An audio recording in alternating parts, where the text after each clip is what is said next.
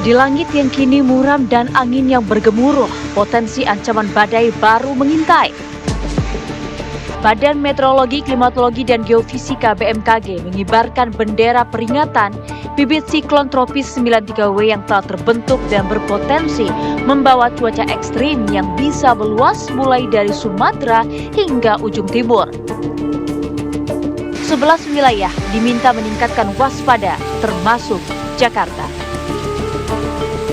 Dengan Jakarta Tropical Warning Center ya, kami memantau 24/7 real time. Saat ini bibit siklon yang sedang aktif adalah di utara, terpantau di pesisir timur Filipina yang dinamai 93W yang arahnya memang melintas ke Filipina ke Laut Cina Selatan. Ini masih terus kita pantau, dampaknya tidak langsung terus kami monitor utamanya untuk di wilayah sekitar Sulawesi Utara dan Maluku Utara. Nah, ini kita terus pantau setiap saat ya, artinya untuk antisipasi dampak ke wilayah Indonesia, utamanya tentu yang masyarakat di sekitar Sulawesi Utara dan Maluku Utara dan juga mungkin sebagian di wilayah Kalimantan Utara. Jakarta sebagai kota yang sibuk tak luput dari daftar bahaya. Hujan lebat, angin kencang, hingga gelombang tinggi mengintai layaknya bayangan yang tak bisa diusir. Ancaman yang bukan lagi ramalan, namun bisa datang kapan saja. Sudah siapkah warga di pesisir Jakarta?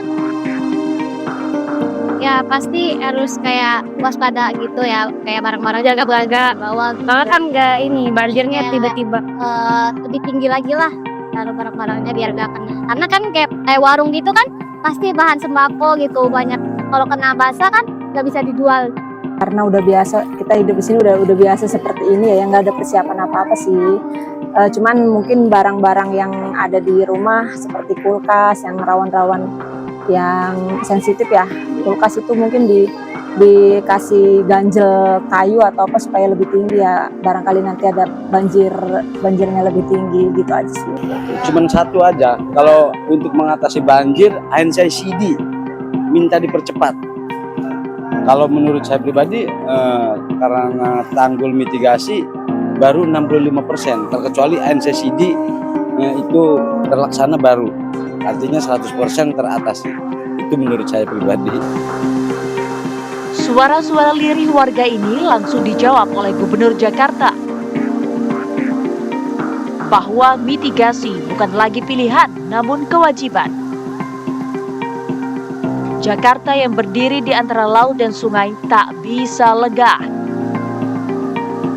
Untuk NCICD, National Capital Integrated Coastal Development, pekerjaan yang saya minta untuk dilanjutkan yang pertama adalah segmen Asahimas sepanjang 1,2 km, segmen Ancol Barat Seafront sepanjang 0,8 km, tanggul mitigasi Muara Angke sepanjang 1,1.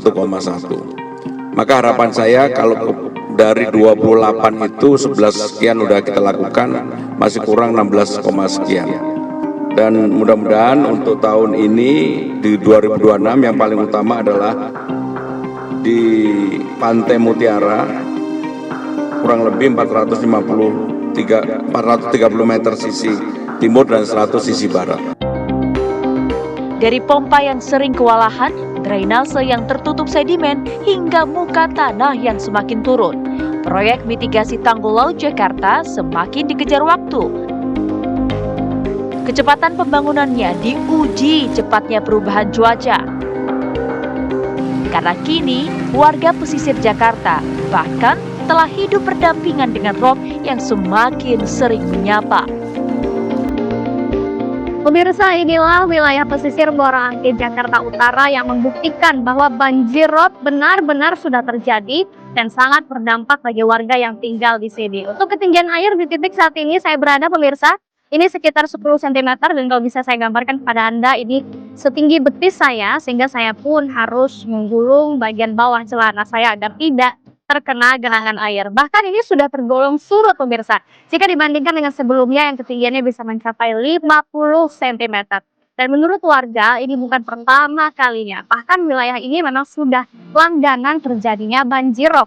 Dan juga sebelumnya memang sudah ada imbauan dari BMKG terkait beberapa wilayah yang berpotensi pertumbuhan bibit siklon tropis per Desember 2025.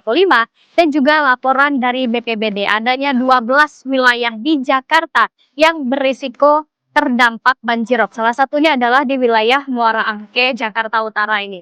Dapatkah Anda bayangkan pemirsa, banyak sekali warga negara Indonesia yang mau tak mau, suka tak suka harus bertahan dengan kondisi seperti ini. Tentunya mengkhawatirkan pemirsa. Saya juga akan mengajak Anda untuk melihat salah satu warung nasi Padang yang ada di wilayah ini, yang bagian lantainya itu tergenang banjir rob ini sendiri pemirsa.